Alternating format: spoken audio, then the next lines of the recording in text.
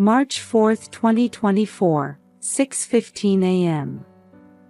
As the morning mist hung over Portland Station, Oregon, I was heading to my volunteer work at the library. I had left home a little earlier than usual because there were newly donated children's books waiting to be organized. The cold morning air stung my cheeks. On my way to the station, I remembered what my husband used to say when he was a police officer: trust your instincts. That morning, there was an unsettling feeling in the air. The morning birdsong, usually audible, was strangely quiet. As I approached the platform, my eyes caught an odd shadow. It was too early for the morning commute rush. At the edge of the platform, a small figure was huddled, standing still. That's strange.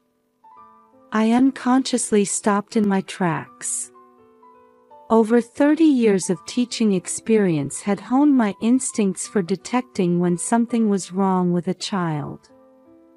A boy wearing a dirty gray hoodie. A body so thin it hurt to look at his back.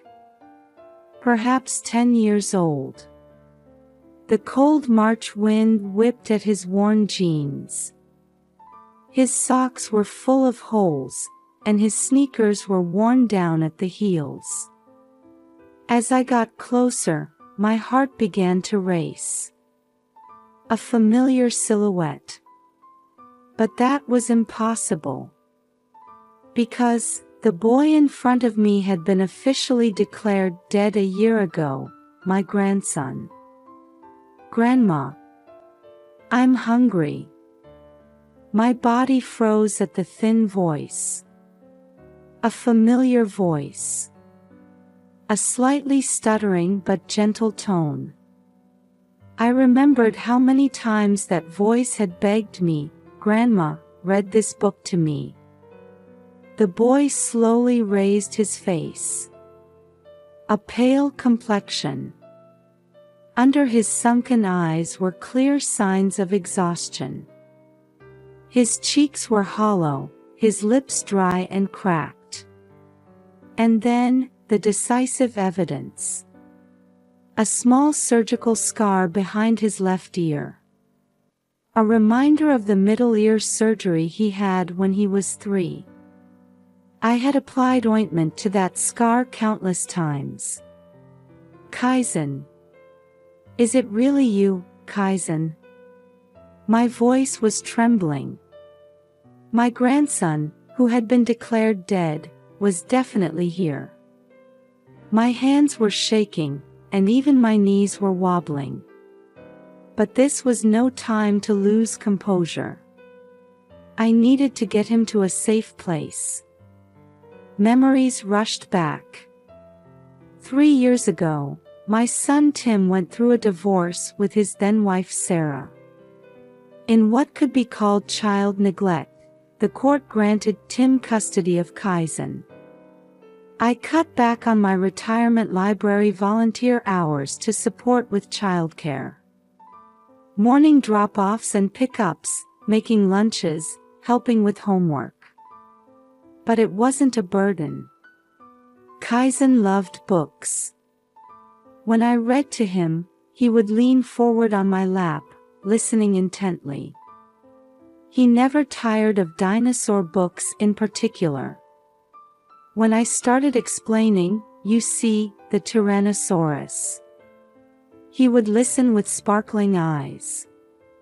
2 years ago, Tim met Amy, a social worker. She had an 8-year-old son named Aiden. Intelligent and graceful Amy appeared before us like a savior. After marriage, she played the role of the perfect housewife, and both my son and I were touched by her efforts as a mother of 2 boys. But looking back, there were signs. Amy was overly eager to take photos of Kaizen.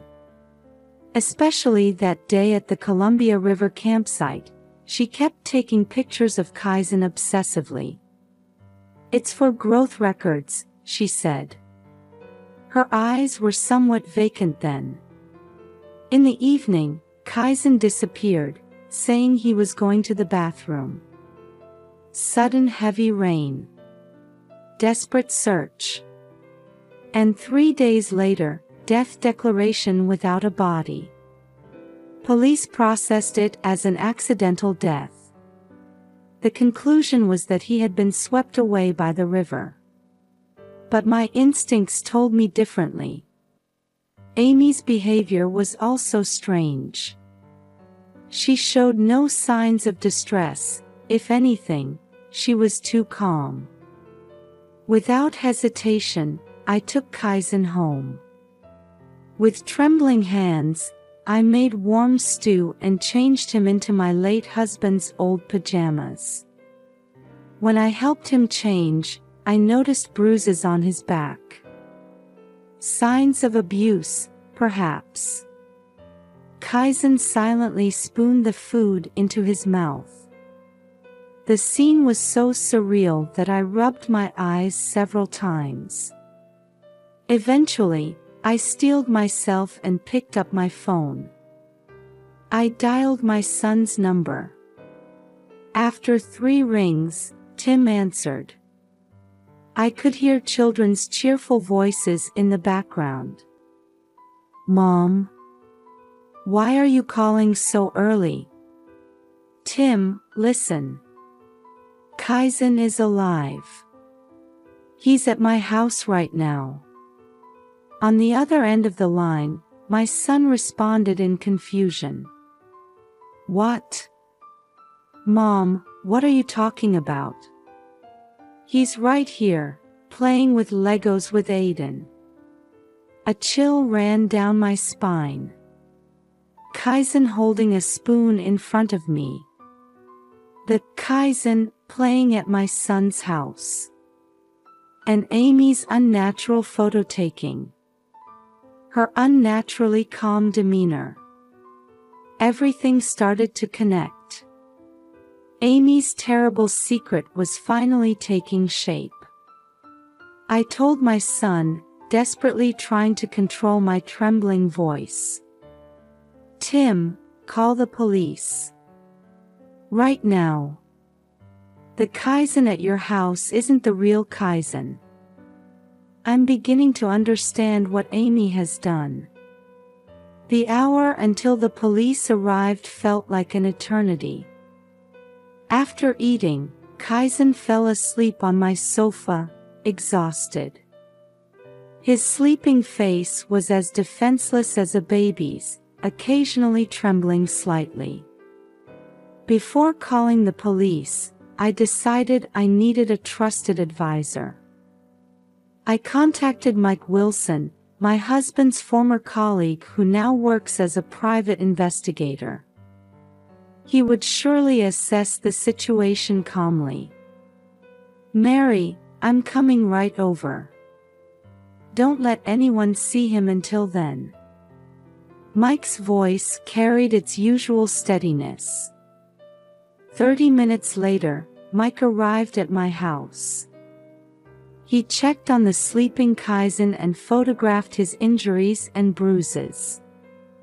Then he gently woke Kaizen and began to talk to him softly. Kaizen, don't be scared. Would you tell us what happened? At first, Kaizen remained silent, looking frightened, but gradually began to speak.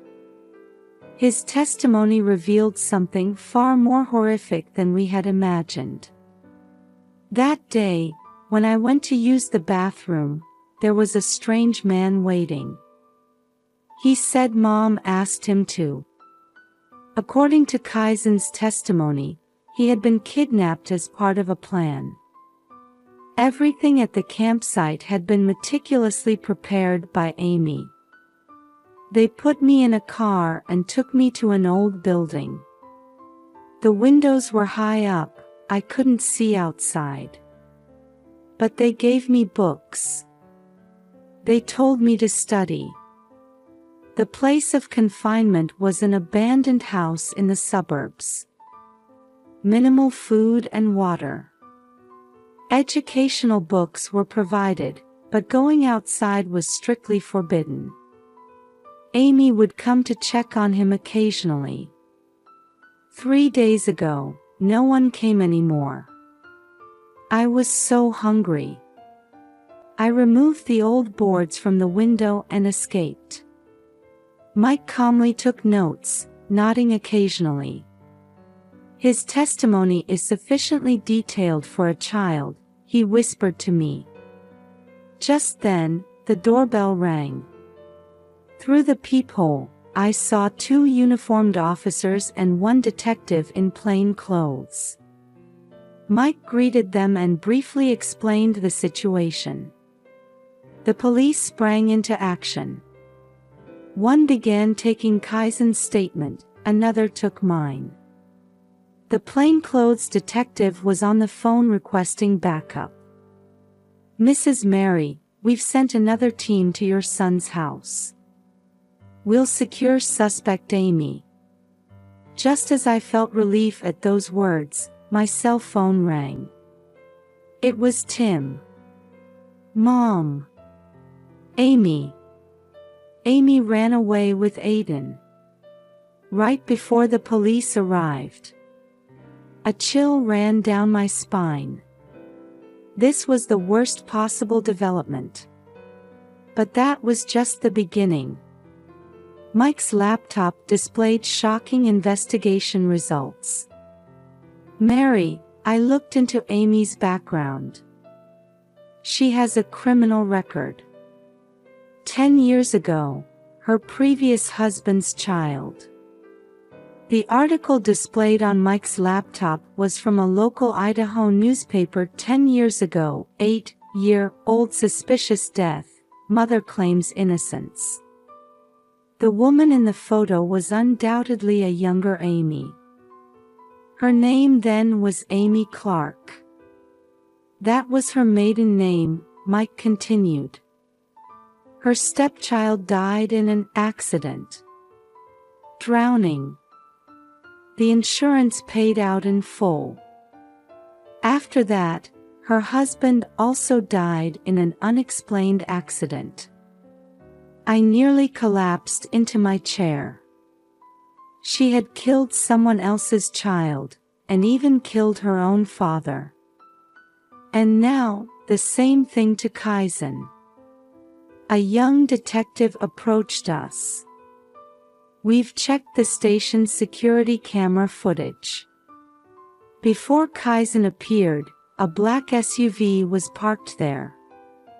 An adult male was driving. Likely an accomplice. Truth after truth emerged, making my head spin. But reality wouldn't wait. My phone rang again. It was Tim. Mom, we've located Amy's family home. 3 hours south of Portland. Her sister should be living there now. Tim, don't go alone. I cried out desperately. I heard that dangerous tone in my son's voice, the same strong sense of justice his father had. I know. I've already reported it to the police. I'm about to give my statement. His calm response gave me a little relief. Just then, Mike found new information. Mary, here's Amy's bank transaction history. There have been regular monthly withdrawals over the past year. The recipient is. He pointed at the screen. James Hunter. 3-time offender. Has served time for kidnapping and extortion. He must be the man who helped with the confinement, I realized. As we dug deeper, Amy's plan became clear. She had prepared everything before the marriage. Purchasing the abandoned house. Contacting accomplices. Even preparing insurance claim documents. Look at these papers, the detective handed me a document. Suspect Amy filed an insurance claim 1 week after the accident. Usually, claims without a body take months to process. She had prepared remarkably detailed documentation. It's as if, yes, this is clearly a practiced method. Just then, the doorbell rang again. Mike checked the peephole and quickly opened the door. You must be Hunter. Give up.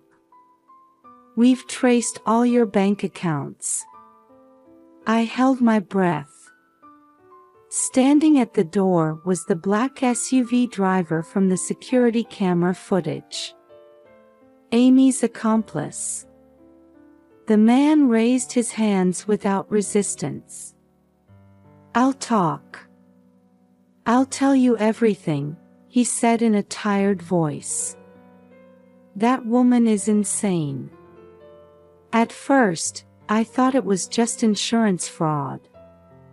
But it wasn't. She's collecting children. The room's atmosphere froze at those words. Aiden too. I mumbled. Aiden isn't her real child either. Hunter nodded heavily. 3 years ago, in winter. In Wyoming. Hunter's testimony revealed a truth far more horrific than we had imagined. Over the past 10 years, Amy had kidnapped at least 5 children. Her method was sophisticated, always combining death declarations with insurance fraud. She always targets wealthy single-parent families. Approaches them as a social worker, gets married, and then. The detective frowned while taking notes of Hunter's testimony. The children are confined and then transferred to other families, Hunter continued. Amy has clients. Wealthy couples struggling with infertility. They can't wait for legal adoption procedures. So. Wait, I was confused. Then, Aiden. He was the son of a Wyoming doctor. Michael Brown, who disappeared 3 years ago. Amy started raising him as Aiden. Memories flashed in my mind. Aiden being left-handed. The oddness Kaizen had pointed out several times. But in the photos, the child was right-handed. The police headquarters, which had become the investigation center, was being updated with new information by the minute. We've analyzed the surveillance camera footage, the young detective pointed to a large screen. Suspect Amy checked into a motel in Southern Oregon 3 hours ago. Aiden, no, Michael is with her. There are more accomplices, a veteran detective spread out a map. Bank transfer records over the past decade reveal at least 3 cooperating organizations. Creating forged birth certificates. Arranging fake adoptions. And money laundering. Suddenly, excitement swept through headquarters. Suspect vehicle spotted, the radio crackled. Heading south on Highway 5. A patrol officer identified it from a speeding violation. All units, form a perimeter, the commander shouted. Don't provoke them. There's a child in the vehicle. Tim and I watched intently as helicopter footage was displayed on the headquarters' large screen. Amy's white SUV weaved through traffic, pursued by police cars. Mom, Tim grabbed my hand. Amy completely fooled me. She seemed so gentle. Don't blame yourself, I placed my hand on my son's shoulder. We were all deceived by her. Suddenly, shocking footage appeared on the screen. Amy's car slammed on its brakes and pulled over to the shoulder. The driver's door opened, and Amy jumped out. In her hand was what appeared to be a gun. "Don't shoot," the commander yelled into the radio. "The child is." Then, an unexpected turn of events occurred. Aiden, no, Michael, leaped out of the passenger seat and tackled Amy. "Stop it!" The boy's cry was picked up by the patrol car's dash cam. "I don't want to lie anymore." The gun fell from Amy's hand. The tactical unit moved in unison. In the chaos, I thought I saw a look of relief on Michael's face on the screen. At the moment of arrest, Amy was laughing. I was just trying to give them happy lives. Rescuing them from unhappy homes. "Be quiet," I raised my voice unexpectedly.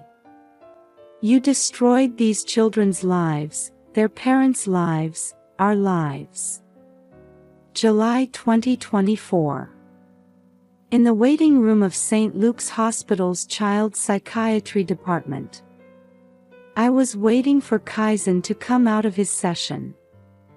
Weekly counseling. 4 months had passed. "Grandma," Kaizen approached with a smile. His shoulders seemed a little more relaxed than before. "Today I talked about dinosaurs. The doctor didn't know about Pachycephalosaurus, so I taught her about it." I suppressed the urge to hug him. The therapist had told me, "Please respect the distance where his heart feels safe." That's wonderful. I'm sure the doctor learned something new. I smiled gently. "Your father's coming to pick us up. He should be here soon." The trial concluded a month ago. Amy received a 15-year prison sentence. More trials are pending. Her criminal organization was dismantled. Her accomplices were arrested one after another. What about Aiden? I mean, Michael? Kaizen asked. He has a psychological evaluation today. We can see him afterward. Michael Brown has reunited with his real parents. However, 3 years of memories don't fade easily. He still responds to the name Aiden. His real parents decided not to rush, choosing to wait for his heart to heal. The elevator opened, and Tim appeared. "Sorry I'm late. The company meeting ran long." My son's face had changed. Gone was his former indecisive expression, replaced by the face of a responsible father. The divorce mediation was complete, and he now shares joint custody of Kaizen and Michael. "Dad, are we still going to the park today?" "Yes, Michael will be there too. His mother just called." As we got into the car, I remembered when we first reunited with Michael at the shelter. "I'm sorry," he said through tears. "I was forced to take Kaizen's place, but actually, I wanted to meet Kaizen. I was so lonely all this time." At those words, Kaizen silently hugged Michael. An embrace of forgiveness more eloquent than words. Though not related by blood, they had truly become brothers. When we arrived at the park, Michael was waiting with his parents. "Kaizen." "Michael." The boys ran to each other and exchanged high fives. Their new way of greeting. 2 sets of parents watching over them. We exchanged quiet smiles. Mary, Michael's mother, called out to me. Seeing the children smile gives me hope. Yes, I nodded. The wounds won't heal easily. But we have time. In the twilight at the park, the two boys began playing tag. Their laughter dissolved gently into the sky. One spring afternoon in 2025 at the library. While shelving newly arrived picture books, I reflected on the year that had passed since that day. Mary, my colleague Janet, called out. Another interview request. This time it's for a national network documentary. I quietly shook my head. After the incident, our experience was repeatedly featured in the media as a warning about a new type of kidnapping called ghost children. It led to the discovery of similar cases. Human trafficking disguised as adoption. Staged accidental deaths. Tragedies born from twisted love. I'll decline the interview. The children need a normal life now. From the library's large windows, I could see the schoolyard. Kaizen and Michael often stopped by after school. They both started attending the same elementary school. Thanks to the principal's consideration, they were placed in the same class. Grandma. A familiar voice rang out. I turned to find Kaizen and Michael standing there, both in their school uniforms. Michael's name tag read Brown. He was gradually reclaiming his original identity. Are there any new books? Yes, there's a new dinosaur encyclopedia. And I pulled a book from the shelf. This one too. The cover read, Stories for Healing Hearts. It was a picture book written by a child psychologist. Following the incident, many experts published books about children's emotional care. I was involved as a supervisor. I want to show this to our teacher, Michael said. Their homeroom teacher understands their past. She doesn't give them special treatment but gently supports them when needed. Oh, Dad's here. Kaizen pointed out the window. Tim was parking his car. He now volunteers on weekends at an NPO preventing child trafficking. Michael, your parents are here too. The Browns' car had arrived as well. The two sets of parents had designated every Friday as Family Day. Picnics in the park, movie watching, normal family happiness. Grandma, are you coming too?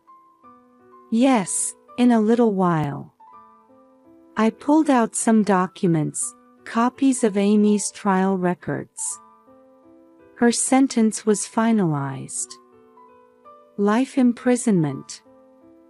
Further investigations continue into the facilities that overlooked her crimes and the people who helped with the deception. Mike Wilson is now helping investigate similar cases across the country. His work has influenced the creation of new legislation, the Ghost Children Prevention Act. Adoption screening has become more stringent, and the process for declaring deaths has been revised. My phone vibrates, a reminder for psychological counseling. Though now only monthly, the sessions with the two boys continue. Trauma doesn't disappear easily. But they have allies. Family, friends, and professionals. Mary, Janet called out. Have you thought about starting a new reading group? for children dealing with trauma. Her suggestion warmed my heart. What I learned this past year was that connections with others are the most powerful medicine for wounded hearts.